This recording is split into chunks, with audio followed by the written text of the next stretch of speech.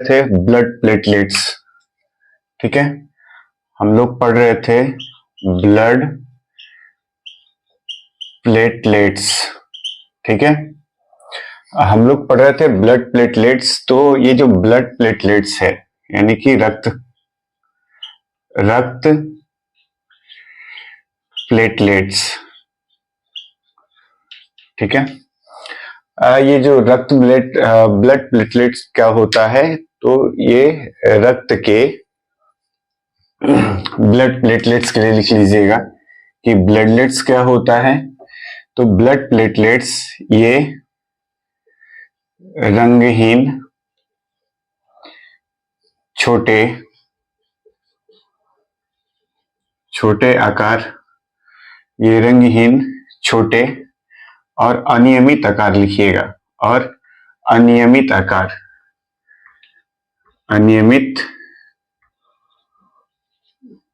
आकार के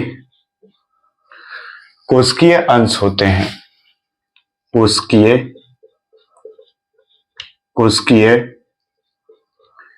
अंश होते हैं।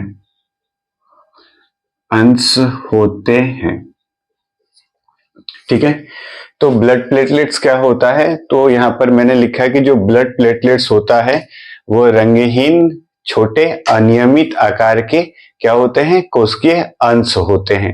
तो यहां से स्पष्ट हो जाता है कि जो ब्लड प्लेटलेट्स है ये रक्त में रंगहीन छोटे और अनियमित आकार के क्या होते हैं, कोशिकीय अंश होते हैं। ठीक है, इसका जो काम होता है ये ब्लड क्लॉट का काम करता है, रक्त को थक्का जमाने का काम करता है।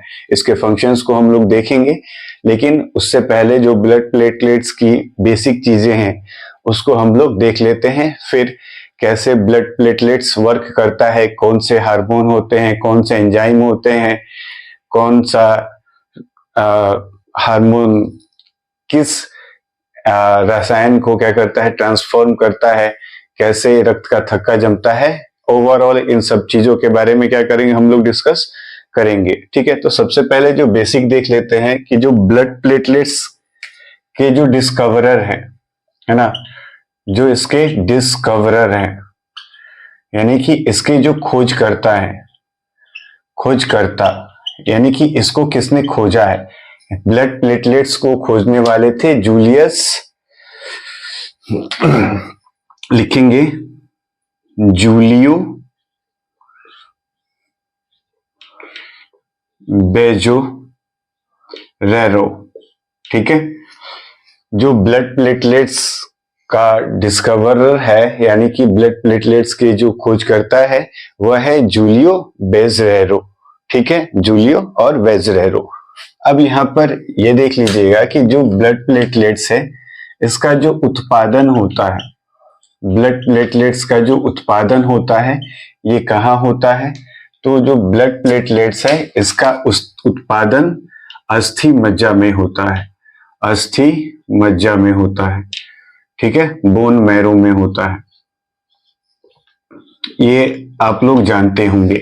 लेकिन क्या आपको पता है कि ये बोन मैरो में इसका उत्पादन किससे होता है, आखिर कौन करता है, तो उसको लिख लीजिएगा कि अस्थि मज्जा में जो इसका उत्पादन होता है एक मूल कोशिका होती है, एक मूल कोशिका होती है।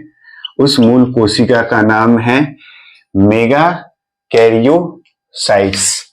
क्या है, मेगा कैरियोसाइट्स। ठीक है, तो अस्थि मज्जा में जो ब्लड प्लेटलेट्स की जो मूल कोशिका होती है वो होती है मेगा कैरियोसाइट्स। ठीक है, मेगा कैरियोसाइट्स होती है, और यही मेगा कैरियोसाइट्स से क्या होता है, WBC का उत्पादन होता है। ठीक है, अब हम लोग इसमें देखने वाले हैं कि जैसे WBC की कभी कमी हो जाती है, कभी ज्यादा भी हो सकता है ना। तो कहने का मतलब है कि ब्लड प्लेटलेट्स कभी ज्यादा भी हो जाता है और कभी कम भी हो जाता है। तो ब्लड प्लेटलेट्स जो होता है उसके उत्पादन को कौन नियंत्रित करता है, तो ब्लड प्लेटलेट्स का जो उत्पादन होता है उसका नियंत्रण करने वाला कौन होता है? थ्रोम्बोपोएटिन। थ्रोम्बोपोएटिन। तो यहां पर लिखिएगा, क्या लिखना होगा कि प्लेटलेट्स के उत्पादन के लिए रिस्पॉन्सिबल, यानी कि जिम्मेदार जो हार्मोन होता है, जो हार्मोन होगा वो कौन होता है? तो वो होता है थ्रोम्बोपोएटिन। कौन होगा? थ्रोम्बोपोएटिन होता है। यहां पर लिख लीजिएगा थ्रोम्बोपोएटिन। ठीक है, इसको लिख लीजिएगा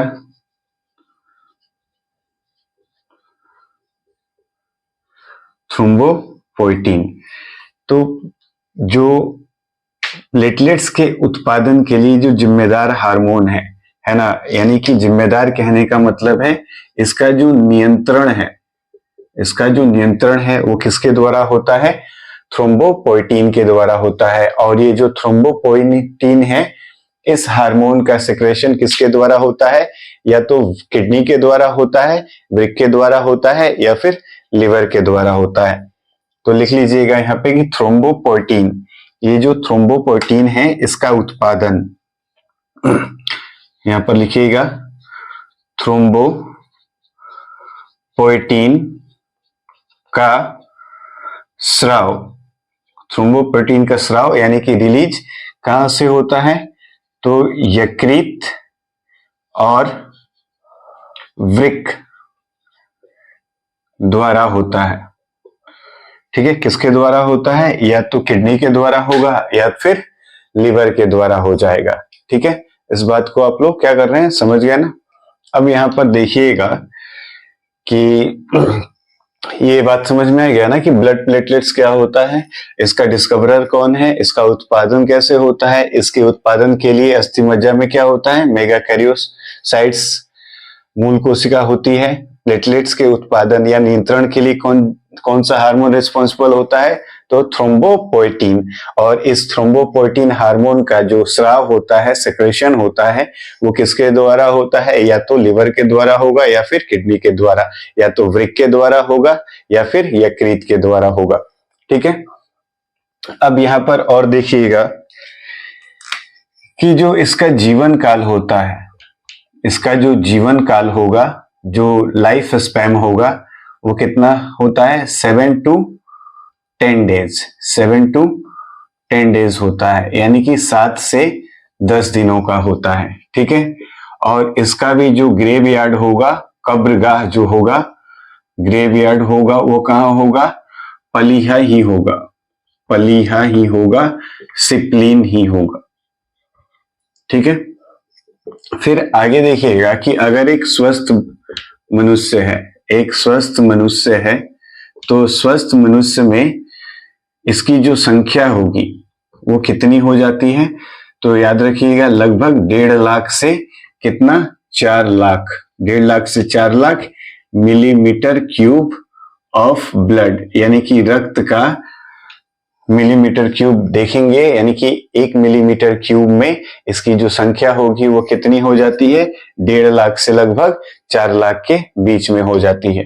ठीक है, तो इसको जल्दी जल्दी एक बार क्या कीजिए, आप लोग देख लीजिए। जहां नहीं समझ में आता है वहां कमेंट करके क्या कर सकते हैं, पूछ सकते हैं। अब एक बात यहां रखिएगा, क्या बताया कि ये एक रंगहीन, छोटे और अनियमित आकार के कोशिकीय अंश होते हैं। इसका जो डिस्कवरर है वो जूलियो बेजरेरो है। ठीक है, इसका उत्पादन कहाँ होता है? तो अस्थि मज्जा में होता है। लेकिन अस्थि मज्जा में एक मूल कोशिका होती है जिसको मेगाकैरियोसाइट्स के नाम से जानते हैं, और यही मेगाकैरियोसाइट्स किसका उत्पादन करते हैं? प्लेटलेट्स का उत्पादन करते हैं। ये जो प्लेटलेट्स का उत्पादन है उसका नियंत्रण कौन करता है? तो उसके लिए जो नियंत्रण हार्मोन है वह है थ्रोम्बोपोएटिन। और इस थ्रोम्बोपोएटिन हार्मोन का जो स्राव होता है वो किसके द्वारा होता है? यकृत या लिवर और किडनी के द्वारा होता है। फिर देखिएगा कि जो इसका जीवन काल है वो 7 से 10 दिनों का होता है। और इसके लिए भी कब्रगाह यानी कि ये जो नष्ट होगा वो कहाँ नष्ट होगा, सिप्लीन में ही नष्ट होगा। और स्वस्थ मनुष्य में इसकी जो संख्या होगी वो कितनी हो जाएगी, 1.5 लाख से लगभग 4 lakh 1 millimetre cube of blood. अगर अगर ब्लड प्लेटलेट्स की हमारे बॉडी में कमी हो जाएगी तो इससे कौन सी रोग होती है वो भी लिख लीजिएगा, थ्रोम्बोसाइटोपिनिया। कौन सा रोग होता है तो इसको लिख लीजिएगा कि शरीर में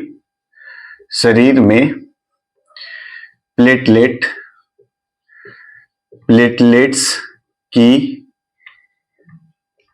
कमी से रोग।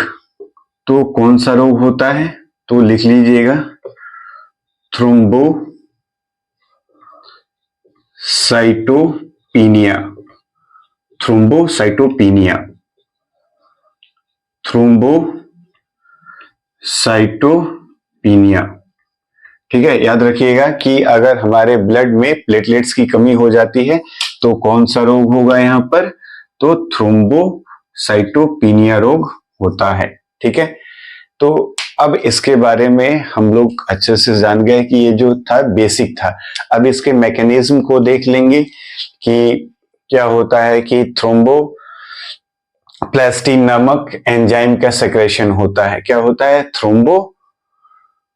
ठीक है, थ्रोम्बोप्लास्टिन नामक हार्मोन का एंजाइम्स का सेक्रेशन होता है, स्राव होता है। और उस एंजाइम का क्या काम होता है कि वो प्रोथ्रोम्बिन को किस में बदलता है, थ्रोम्बिन में बदलता है। किसको बदलेगा, जो थ्रोम्बोप्लास्टिन एंजाइम होता है वो क्या करेगा, उसको बदलने वाला है। किस चीज में बदलेगा, थ्रोम्बिन को प्रोथ्रोम्बिन में बदलता है। यह प्रक्रिया ब्लड के जमने की सबसे महत्वपूर्ण समय होता है। ठीक है, तो अब उसी को हम लोग देखने वाले हैं कि कैसे थ्रोम्बोप्लास्टिन प्रोथ्रोम्बिन को किस में बदलता है, थ्रोम्बिन में बदलता है। तो यहां पर देखिएगा कि एक एंजाइम के बारे में बात हो रहा है। किसके बारे में बात हो रहा है, एक एंजाइम के बारे में बात हो रहा है। एक एंजाइम के बारे में बात हो रहा है। ठीक है, उस एंजाइम का क्या नाम है, थ्रोम्बोप्लास्टिन। ठीक है, इसको लिख रहे हैं, क्या है, थ्रोम्बोप्लास्टिन। ये थ्रोम्बोप्लास्टिन क्या है, एक एंजाइम है। और ये थ्रोम्बोप्लास्टिन एंजाइम क्या करता है, ये थ्रोम्बोप्लास्टिन एंजाइम जो होता है प्रोथ्रोम्बिन, ठीक है, प्रोथ्रोम्बिन को थ्रोम्बिन में बदल देता है।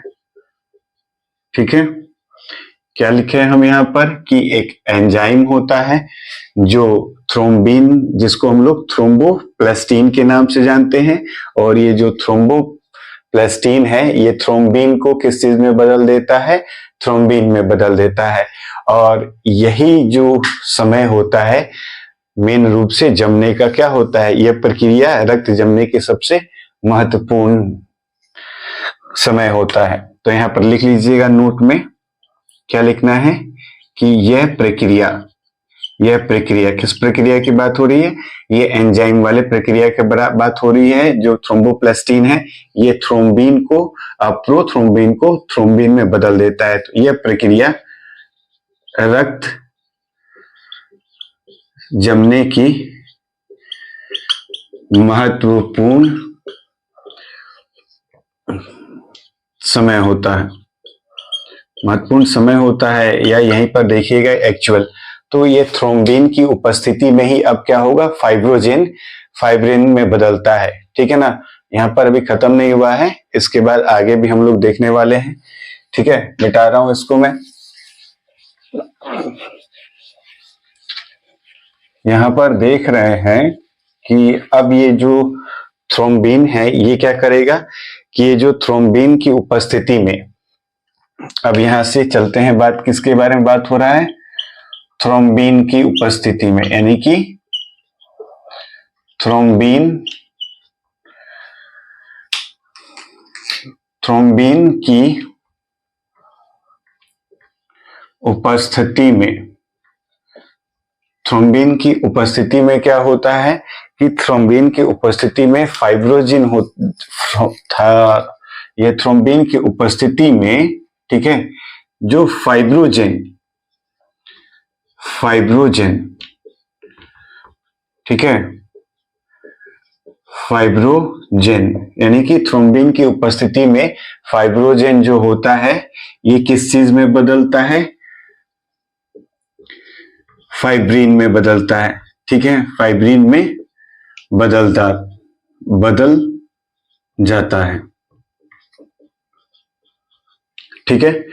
और ये फाइब्रिन क्या होता है, तो जो फाइब्रिन होता है ये क्या होता है, यह जाल जैसी संरचना होती है, ये जाल जैसी संरचना होती है, ठीक है। फाइब्रिन क्या होता है, ये जाल जैसी संरचना होती है। और इसी जाल में क्या होता है, यानी कि ये जो जाल है, यानी कि जो यहाँ पे वेब बन रहा है, इसी जाल में लिखिएगा, इसी जाल में आरबीसी यानी कि रेड ब्लड सेल्स जो होती हैं फंस जाती है और अस्थायी रूप से थक्का जमा देती है, ठीक है। यहां पर इसका मैकेनिज्म क्या होता है ये समाप्त होता है, आप इसको देख लीजिएगा कैसे। तो ये क्या होता है कि हमारे जो ब्लड प्लेटलेट्स होते हैं, उन ब्लड प्लेटलेट्स में क्या होता है, एक एंजाइम होता है, उस एंजाइम का नाम क्या है, थ्रोम्बोप्लास्टिन। उस एंजाइम का क्या नाम है, थ्रोम्बोप्लास्टिन। और ये थ्रोम्बोप्लास्टिन क्या करता है, तो प्रोथ्रोम्बिन को किसमें बदल देता है, थ्रोम्बिन में बदल देता है। और यही जो प्रक्रिया है, यानी कि थ्रोम्बोप्लास्टिन जो एंजाइम होता है वो क्या करता है, कैटलिस्ट का काम करता है, उत्प्रेरक का काम करता है कि प्रोथ्रोम्बिन किसमें बदल जाए, थ्रोम्बिन में बदल जाए। यानी कि यहाँ पर एक्चुअल में जो चीज हमें चाहिए, क्योंकि अगर हमें थ्रोम्बिन नहीं मिलेगा तो ये थ्रोम्बिन की उपस्थिति में जो फाइब्रोजन है वो फाइब्रिन में कैसे बदलेगा। जब ये फाइब्रिन में नहीं बदलेगा तो जाल जैसी संरचना बनेगी नहीं, और जब जाल जैसी संरचना नहीं बनेगी तो ब्लड की क्लॉटिंग नहीं होगी।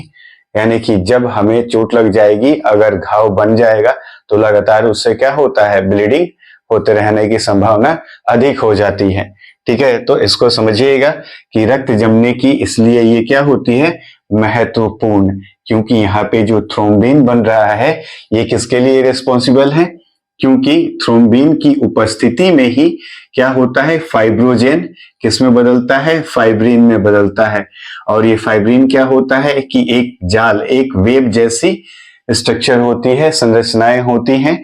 और इसी जाल में क्या होता है, आरबीसी रेड ब्लड सेल्स जो होती है वो क्या करती है, फंस जाती है, और फंसकर अस्थायी रूप से क्या कर लेती है, ब्लड क्लॉट का काम पूरा कर देती है, रक्त का थक्का जमा देती है, ठीक है। और याद रखिएगा कि जो ब्लड प्लेटलेट्स है, ठीक है ना, जो ब्लड प्लेटलेट्स है, इन ब्लड प्लेटलेट्स का काम होता है कि हमारे शरीर को किससे बचाना होता है, संक्रमण से भी बचाना होता है। और क्या होता है इसके और फंक्शंस क्या हो जाएंगे, एक तो ये भी फंक्शंस में देख लीजिए कि कैसे ये वर्क करता है। ये हम लोग किस पे बात कर रहे थे, मैकेनिज्म पे बात कर रहे थे, ठीक है ना। अब यहाँ पर एक और बात लिख लीजिएगा, क्या लिखिएगा कि जो प्लेटलेट्स होती हैं, जो प्लेटलेट्स हैं ये क्या करती हैं, हमारी जो रक्त वाहिकाएं होती हैं, ब्लड वेसल्स होते हैं, उन ब्लड वेसल्स को क्या करती हैं, ग्रोथ फैक्टर के द्वारा रिपेयर भी करती हैं और नए सेल्स का भी फॉर्मेशन करती हैं, नए कोशिकाएं भी बनाती हैं। तो ये जो प्लेटलेट्स है ये क्या करती हैं, रक्त वाहिकाओं